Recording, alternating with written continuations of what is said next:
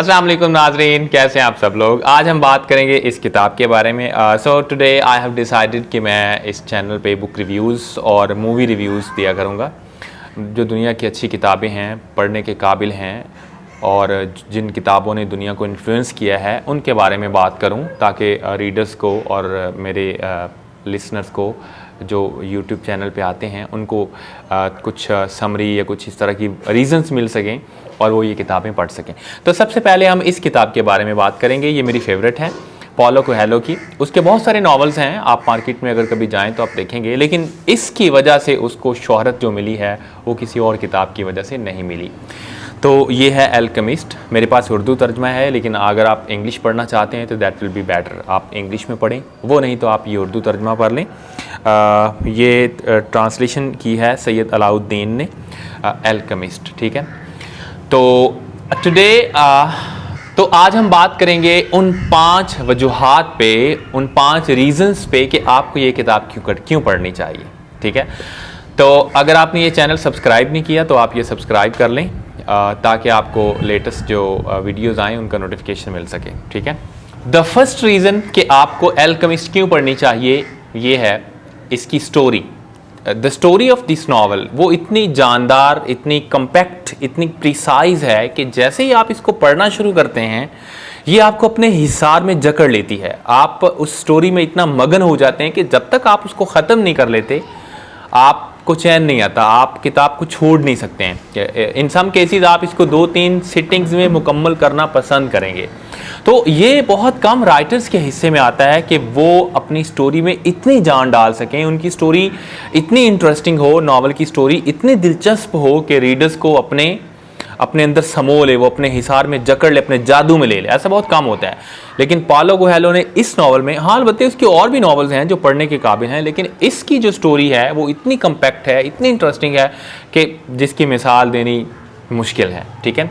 तो पहली वजह यह है कि इसकी स्टोरी जो इतनी खूबसूरत है कि आप इसको शुरू करें और जब तक आप इसको ख़त्म नहीं कर लेते आप इसको छोड़ नहीं सकते। ऐसा बहुत सारा था, मेरे ज़ाती तौर पे मेरे साथ ऐसा बहुत बार हुआ है कि कोई नावल शुरू करता हूँ लेकिन वो कोई 100 पेजेस 150 पेजेस पे जाके वो बोर हो जाता है और उसको छोड़ना पड़ता है, दिल नहीं करता उसके बाद ना। मतलब नावल में इतनी जान नहीं होती कि वो अपने रीडर को अपनी तरफ खींच सके, लेकिन इसमें है, ठीक है। सो रीज़न नंबर 2 कि आपको अल्केमिस्ट क्यों पढ़ना चाहिए वो है इसकी ज़ुबान। वो बिल्कुल सादा है। अगर आप बिल्कुल आम, अगर आप ग्रेजुएट हैं, अगर आपने अच्छी तरह से ग्रेजुएशन किया है तो दैट्स इट, दैट्स इनफ। आपको कोई डिक्शनरी पास नहीं रखनी पड़ेगी, आपको किसी प्रोफेसर को कॉल नहीं करनी पड़ेगी, मीनिंग्स का तर्जमा या मुश्किल अल्फाज के मीनिंग्स नहीं देखने पड़ेंगे, कुछ भी नहीं करना पड़ेगा। बहुत सादा ज़ुबान है, बहुत इंटरेस्टिंग है और इसका स्लूब बहुत अच्छा है। तो ऐसा भी बहुत कम किताबों में होता है कि वो आम से आम रीडर्स को भी अपील कर सकें। तो दूसरी वजह इसकी ज़ुबान है जो कि बहुत सादा है, बहुत शुस्ता है और बहुत खूबसूरत है। ओके, रीज़न नंबर 2 कि आपको अल्केमिस्ट क्यों पढ़नी चाहिए वो ये है कि दिस इज़ ऑलमोस्ट अनबिलीवेबल। इसके ऊपर भी लिखा हुआ है, जो मेरे पास किताब है, कि इस किताब का 67 ज़ुबानों से ज़्यादा ज़ुबानों में ऑलमोस्ट तर्जमा हो चुका है। यानी अब आपको ये भी पता है कि दुनिया ग्लोबल विलेज बन गई है और ज़ुबानें कमज़ोर होती जा रही हैं, ख़त्म होते जा रही हैं। जो 2-4 बड़ी ज़ुबानें हैं वही अब छा रही हैं पूरी दुनिया पे।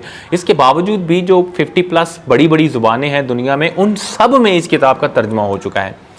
और एक जगह पे मैंने पढ़ा था कि 56 मिलियन से ज़्यादा कॉपीज़ अब तक इसकी सेल हो चुकी हैं। 56 मिलियन, आप अंदाज़ा लगा लें, 1 मिलियन में 10 लाख होते हैं, तो 56 मिलियन कितने बनेंगे। अब सवाल ये पैदा होता है कि ऐसी किताब जो 56 मिलियन से ज़्यादा फ़रोख्त हो चुकी है, जिसका हर बड़ी ज़ुबान में तर्जमा हो चुका है, जिसके ऊपर सोशल मीडिया पे सबसे ज़्यादा डिस्कशन होती है, बात होती है, इसके ऊपर क्रिटिसिज्म होती है, इसके ऊपर जो काम हो चुका है वो भी अब तो अनलिमिटेड होता जा रहा है, तो ऐसी किताब को क्यों ना पढ़ा जाए। Why not giving such a book a reading. अब देखें तो सही कि इसमें ऐसा क्या है भाई, पूरी दुनिया पागल हो गई है। तो इसकी एक वजह यह है, इसकी इतनी ज़्यादा फ़रोख्त और इसके तराजम दुनिया की हर ज़ुबान में जो इसको सबसे ज़्यादा पॉपुलर बनाते हैं और एक सवाल छोड़ते हैं कि हमें क्यों नहीं पढ़ना चाहिए। तो इसकी एक वजह यह भी है कि आपको ये किताब पढ़नी चाहिए। रीज़न नंबर 4 कि आपको अल्केमिस्ट क्यों पढ़ना चाहिए वो है इसकी quotes. There is an abundance of quotes in this novel. आप पढ़ रहे हैं और हर दूसरे पेज पे, हर तीसरे पेज पे कोई ऐसी लाइन आती है इट अट्रैक्ट्स योर अटेंशन, आप उस पर गौर करते हैं और आप उसके ऊपर जब गौर करते हैं तो आपको उसमें एक यूनिवर्सल सच्चाई मिलती है, एक बहुत डेप्थ मिलती है, विजडम, दानाई मिलती है। आप आगे चले जाते हैं लेकिन आपको चैन नहीं आ रहा होता, आप फिर वापस आते हैं, उस लाइन को दोबारा पढ़ते हैं, उसके ऊपर गौर व खोज करते हैं, फिर आगे चले जाते हैं, फिर वापस आते हैं। उसको कोई 10 बार जब तक आप नहीं पढ़ लेते आपको चैन नहीं आता। और ऐसी कोई एक लाइन या एक कोट नहीं है, ऐसी कोई 20 कोट हैं इस छोटे से नावल में जो आपके जहन में बैठ जाएंगी और जिनको आप कभी भुला नहीं पाएंगे। जैसे मुझे सबसे पहले जब मैंने पढ़ा था तो ये लाइन मेरी फेवरेट थी, and when you want something all the universe conspires in helping you to achieve it. और 6 साल हो गए हैं, इसका एक लफ्ज़ मुझे आज तक नहीं भूला। ठीक है, तो एक वजह ये है कि इसकी कोट्स, तो मैं 2-4 कोट्स यहाँ उनका रेफरेंस देता हूँ कि वो कैसी हैं। फॉर एग्जाम्पल एक जगह पे पॉलो कोएल्हो लिखता है, when we love we always strive to become better than what we are। और जब हम मोहब्बत करते हैं तो हम पहले से ज़्यादा बेहतर, ज़्यादा अच्छा बनने की कोशिश करते हैं। और कितनी खूबसूरत बात है। तो अगर आपने कभी सच्चा प्यार किया है तो आप इस बात का अंदाज़ा लगा सकते हैं कि हम वाकई ही पहले से बेहतर बनना चाहते हैं, बेहतर होने की कोशिश करते हैं। वो लम्हात, वो दिन कितने खूबसूरत होते हैं जब ये नई नई मोहब्बत होती है, हर चीज़ खूबसूरत लगती है, मौसम अच्छे लगने लगते हैं, परिंदों की चहचहाहट हमें कितनी खुशनुमा लगती है, और म्यूज़िक कैसे हमारे दिल को छेड़ जाता है, चांदनी रातें कैसे हमें कितनी हसीन लगती हैं। तो ये सारा कुछ उन दिनों में होता है। तो यही वो बात कर रहा है, and when we love we always strive to become better than what we are.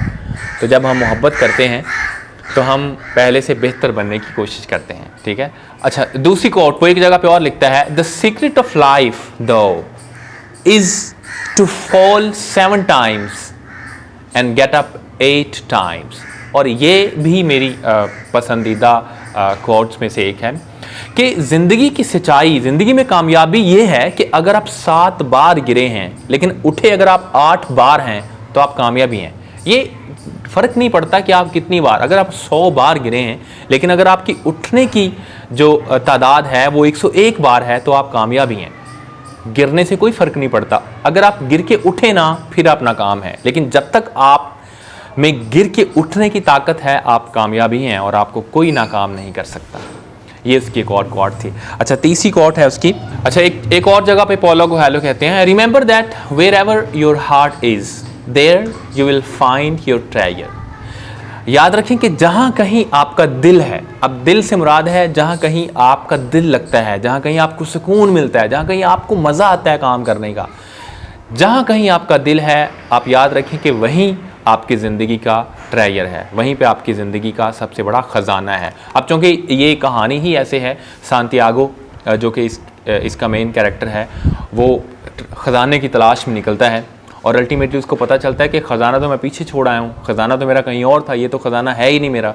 तो आपकी ज़िंदगी का ख़जाना वहीं है जहाँ आपका दिल लगा हुआ है, जहाँ आपको मज़ा आता है, जहाँ पे आपको ज़हनी सुकून मिलता है।